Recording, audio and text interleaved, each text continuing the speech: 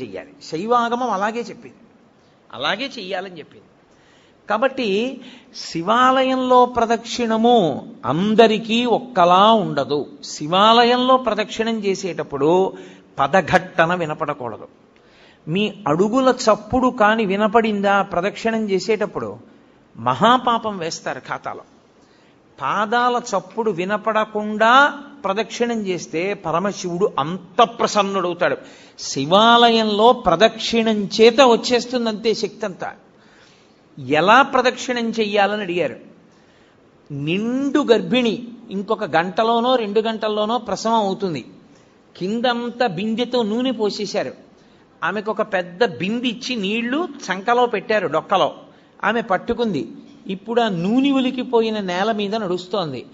ఆమె ఎంత పరాకుగా అడుగు వేసి నడుస్తుందో ప్రదక్షిణ సమయంలో అంత పరాకుగా అడుగు వేసి నడవాలి, చప్పుడు రాకుండా.